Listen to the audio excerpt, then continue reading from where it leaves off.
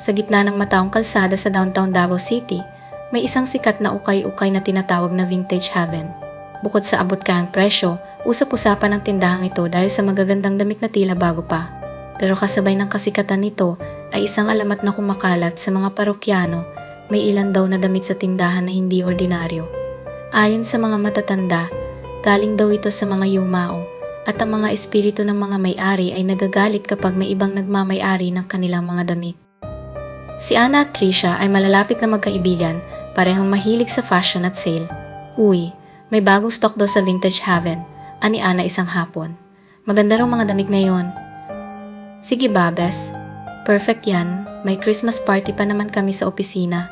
Sagot ni Trisha na laging nananalo ng best dressed. Kinagabihan, dumiretso sila sa ukay-ukay. Madilim na ang paligid pero bukas pa rin ang tindahan. Tahimik at malamlam ang ilaw sa loob. Agad silang sinalubong ng malamig na hangin nang bumukas ang pinto. Sa gilid ng counter, nakaupo ang tindera, isang matandang babae na nakasuot ng itim na barot saya. Tahimik itong nakatingin sa kanila habang nililibot nila ang tindahan. Habang naghalugong ng racks, napansin ni Ana ang isang itim na velvet dress. Tila bago pa at kakaibang disenyo. Uy, Bes, tingnan mo. Bulong niya kay Trisha.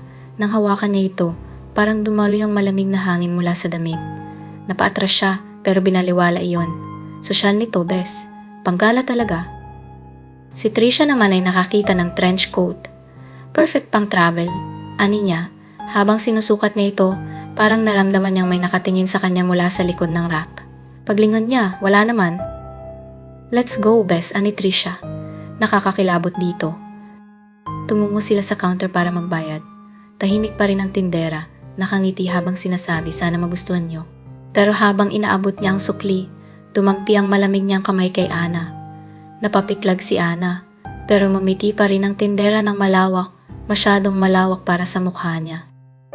Pag-uwi nila, agad sinuot ni Ana ang velvet dress. Habang tinitingnan niya ang sarili sa salamin, napansin niyang parang may anino sa likod niya. Lumingon siya pero wala naman. Tumawa siya sa sarili. Ang arte ko talaga. Excited lang siguro. Sa kabilang banda, si Trisha naman ay nagpipictorial habang suot ang trench coat. Pero habang kumukuha ng selfie, napansin niya sa reflection ng kanyang salamin na parang may ibang mukha sa gilid niya, isang babae na nakaputi, maputla at nakangiti. Biglang nawala iyon nang ibaba niya ang phone. Des, ang weird, chat niya kay Ana. Pero hindi sumagot si Ana. Kinabukasan, hindi sumipot si Ana sa opisina. Tinawagan siya ni Trisha pero walang sumasagot. Napilitan siyang puntahan ng bahay nito. Pagdating niya, nakita niyang nakabukas ang pinto. Tahimik ang buong bahay. Ana! Bes, tawag ni Trisha habang dahan-dahang pumapasok. Napansin niyang nasa kwarto si Ana, nakatalikod at nakaupo sa sahig. Ana, okay ka lang? Tanong niya. Dahan-dahang bumaling si Ana. Maputla ang mukha nito at tila wala sa sarili. Ang ganda ko, di ba? Tanong nito habang hinahaplos ang velvet dress.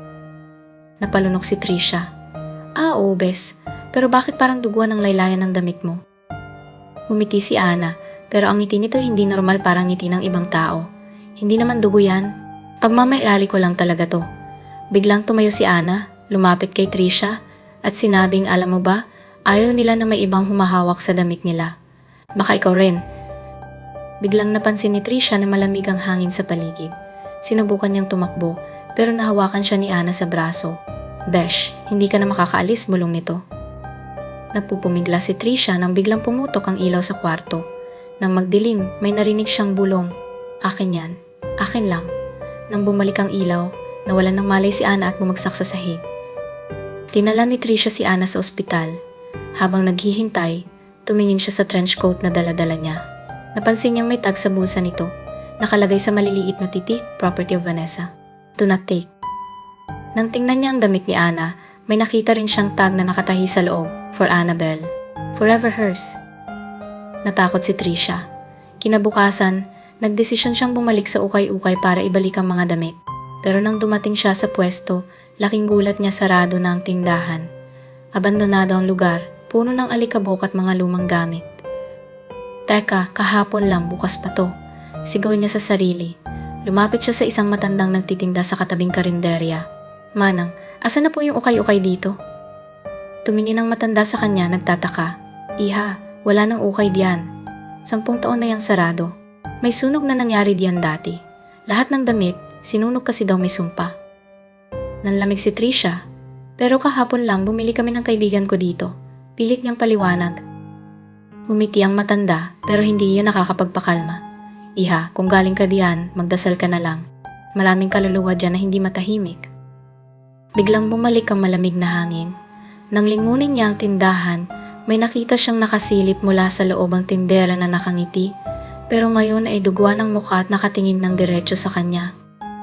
Kumakalipas ng takbo si Trisha, hindi na binalikan ng kaibigan at nagdesisyon na lamang na sunugin ang trench coat sa bahay. Sa loob ng apoy, narinig niyang parang may boses na humihiyaw.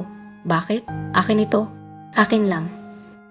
Nanginginig si Trisha habang pinapanood ang trench coat na nauupos sa apoy. Hanggang ngayon, hindi na muling nagbalik si Trisha sa kahit anong ukay-ukay.